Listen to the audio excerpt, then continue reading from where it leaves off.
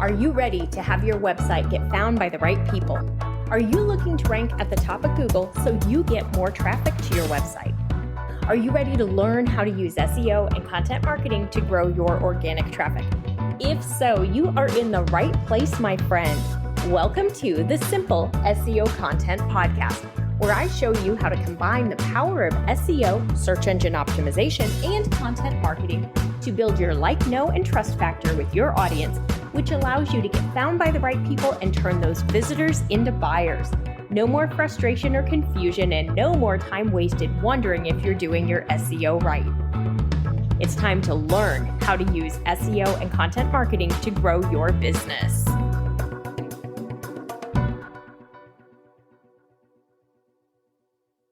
Hi, and welcome back to the Simple SEO Content Podcast. Today, we're going to talk about 5 SEO content best practices to follow to get more organic traffic to your website. So if you're trying to figure out how to get more traffic to your website without having to invest in ads, this is the podcast episode for you, my friend. Today, we're going to go right in and talk about these 5 things that you should be doing to make your content work better for both the user and the search engine. So we're going to start. Number 1 is to use the right keyword. Now, the right keyword can have a couple of different meanings, and so we're going to touch on each of those. The right keyword is the keyword that your ideal customer is using when they are searching for something related to your product or service. So if you find yourself feeling like you need to educate your client that they're using the wrong keyword, you need to pay attention. They're not using the wrong keyword, my friend. You are. You need to use the term that they're using. And I've dealt with this numerous times over the course of my career. I had a client many years ago, a large outdoor retailer. They sold day packs. They didn't sell backpacks. They sold day packs for camping and hiking and outdoor adventure, and children carry backpacks to school. And they were adamant they did not sell backpacks. They did not want to rank for backpacks. They wanted to sell day packs. The challenge is consumers don't really search for day packs. They search for backpacks, whether they want them for a child to carry to school or to use for camping and hiking. Ultimately, that client did change to backpacks because the consumer vernacular was such that they were using the term backpack, not day pack. I had another client that was a UK-based client who wanted to compete in the American market, but was struggling to determine if they wanted to compete as a British brand in America or if they wanted to truly compete in the American market, because they still wanted to stay true to their British heritage, which is great, except that a lot of the terminology is not the same in the US as it is in the UK. So they sold plimsolls, not sneakers or tennis shoes. And they were super cute. I remember looking at them and wanting to order a pair. But no one here, very few people here would ever know what the word plimsoll was. They're not searching for it. They're searching for sneakers or tennis shoes. They also sold jumpers, not sweaters, which is fine, except nobody's going to search the word jumper looking for a sweater in the US. They're going to search for sweaters. And that particular client wasn't going to show up because they weren't using the word sweater. They were optimizing for the word jumper. So we had to have a conversation with them and say, you just have a decision to make. Are you a British brand staying true to your British heritage, or are you adapting to the American consumer? Because if you want to compete against American brands and you want to compete in America, you need to use the terms that our consumers use, not your consumers in Europe. So once they had that understanding, they realized, they saw the difference in the search demand, they made that transition. I also had it come up very recently, one with a student and one in a group that I was teaching. And in the group training, it was with a group of doulas. And most people are familiar with the term doula. It's somebody who helps you give birth. They're your support system as you're going through that process. Or there's a postpartum doula who helps to care for the mother after she's had the new baby. But some of the people in the group were using the term birth worker. Most expectant mothers who would be the ideal customer for a doula are not searching for a birth worker. They're searching for a doula. They're searching for a very specific term. So you need to make sure you're using the term that your consumer is using. That's first and foremost. Next, you need to make sure that that keyword that you're choosing is one that your website can rank for. Because if you choose a keyword that you can't rank for, even if you do everything that I teach you the right way, you won't get results because you will not show up in the search results. Your ideal customer will not find you. They will find somebody else who ranks for that keyword, and they will go to that website instead of yours. It's just the way it works, my friend. So we've got to make sure that we're using keywords that are tied to our business that we can rank for. If you're not sure how to find the right keyword, make sure you listen to the podcast. Everything you know about keywords is wrong. I'll link it in the notes because it's going to help you understand where you're making mistakes with your keyword research and how to choose one that's going to work better for you. Now, number 2, our second best practice is to make sure you're writing for your consumer. You're writing for people. Don't ever go into this writing for Google or another search engine. You're not going to create the quality of content that you need to get results and to get found by the right people and to get organic traffic. Always, always, always write for your customer. Keep them in mind. Think about the questions that they're going to have and answer them and provide value and be helpful and guide them through the process. They're searching for something very specific, and there is a reason that they're sitting in front of their computer or they've got their phone in their hand and they're searching for information because they need an answer.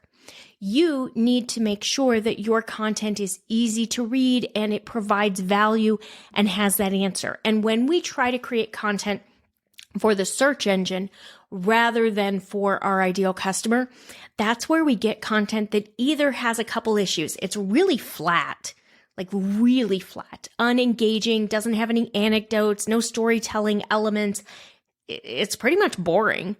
Or it's so overly optimized. It is what we call keyword stuffed, where you've tried to use your keyword every single possible place that you can, and you've just shoved it in there to the point that it is awkward and it sounds like no person could have possibly written it.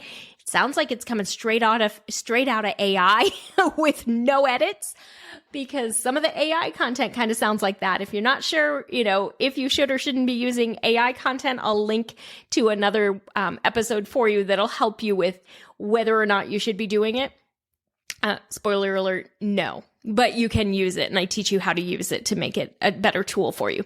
So you want to write for the person. You also don't want to write with a specific word count. There is no ideal word count as far as Google is concerned. The perfect word count for your blog post or your website page is however long it takes to provide the value, to anticipate the questions, to answer them, and to give the customer what information they need and to be helpful. There is no perfect word count.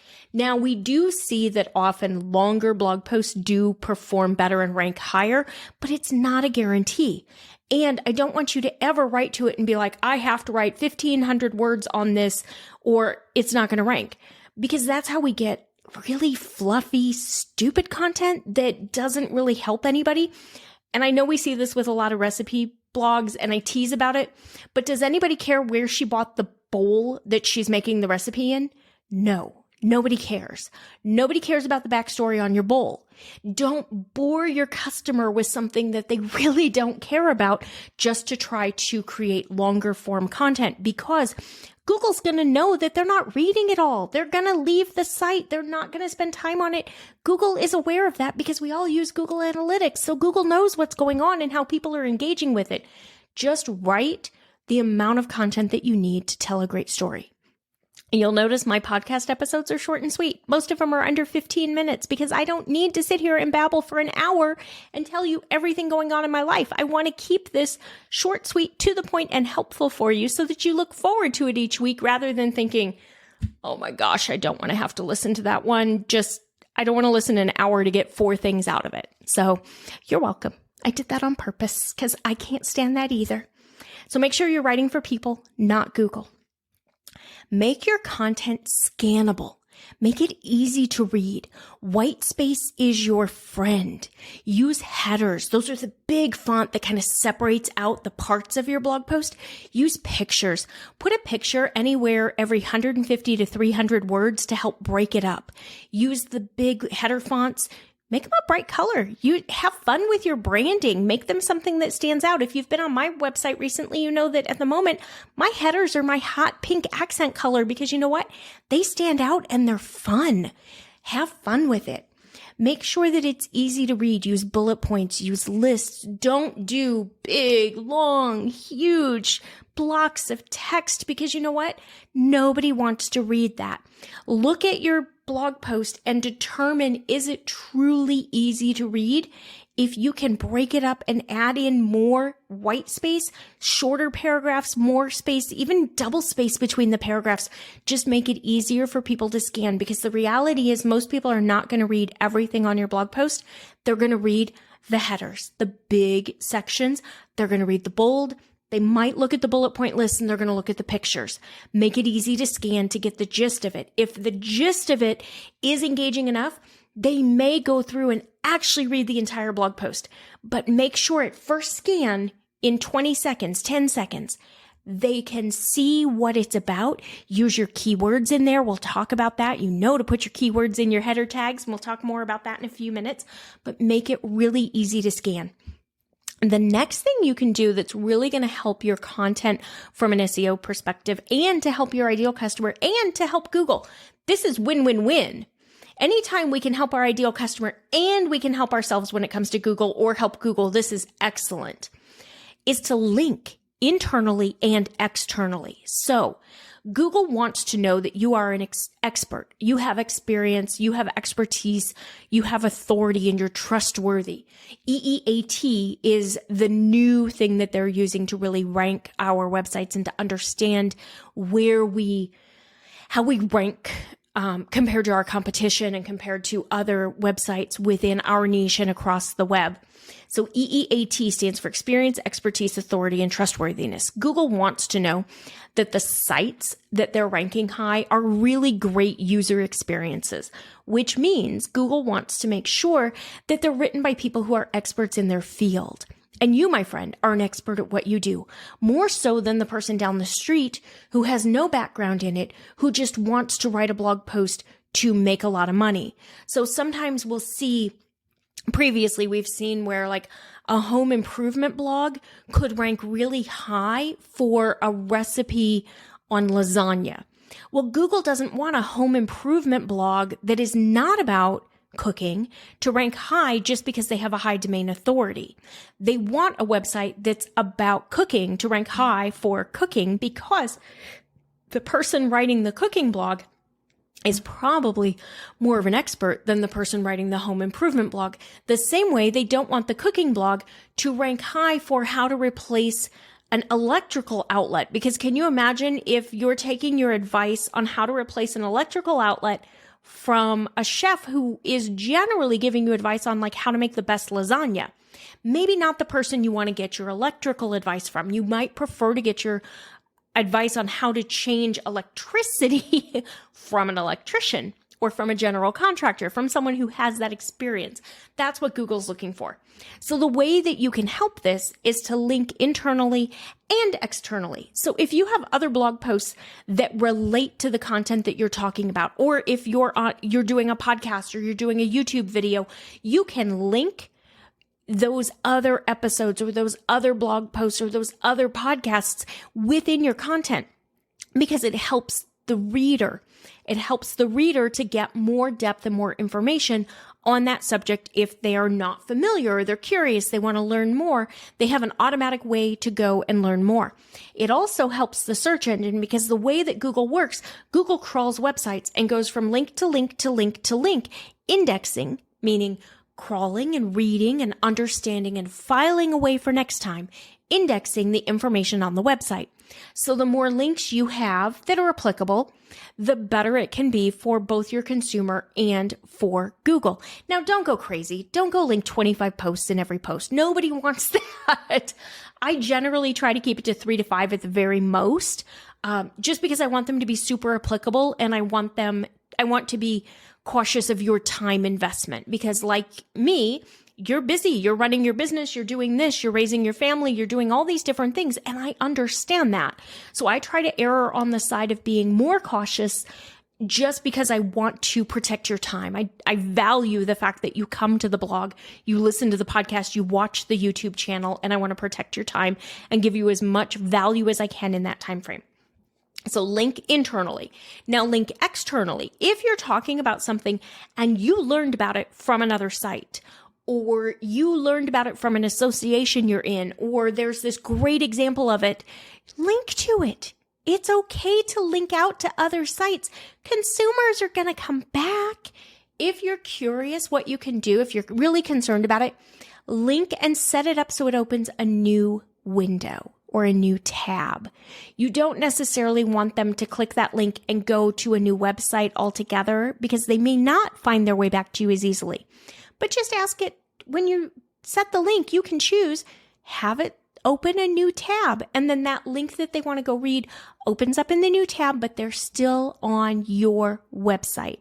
So they can finish reading what they wanted to read, and they can go over there, or they can go over there and then they can come back and they're right where they were when they clicked on that link. So they're not losing their place with you. And the last thing I want you to do from an SEO perspective, best practices for your content, is to optimize for Google. And if you're not sure exactly what this entails, I want you to get my SEO content quick start guide right now. The link is in the show notes, or you can DM me the word SEO on Instagram at Etched Marketing Academy, and the little helper bot will send it to you right away. But this is going to walk you through exactly what you need to do for SEO. While you're over there, sign up for the Website Traffic Booster class. I teach it once a month. It's a freebie. It helps you learn what else to do to get more traffic to your website. And then you can join me in Simple SEO Content when you're ready. Love to have you in there. So optimize for Google. You are going to use that keyword that you chose, and you're going to put it in all the places that Google is looking for it. So that means you're going to put it in your title tag, your meta description, your image file name, your image alt text, your header tags, like we talked about, those big separators. You're going to put it in your copy. You're going to put it in your URL. If it's a blog post or it's a website page where it makes sense to have it in your URL, you're going to do that, and you're going to help Google understand what your content is about. All right, that's it for today's SEO content, SEO best practices to get more traffic to your content. If you have any questions, you know how to find me. I'll see you back here next week. That's all for today's episode of the Simple SEO Content Podcast. I want to thank you so much for joining me. Make sure you visit my website, etchedmarketing.com, and visit the freebies tab. Right there, you're going to find the SEO Content Quick Start Guide along with the free SEO class. So you'll have everything you need to know to get started with SEO and content marketing.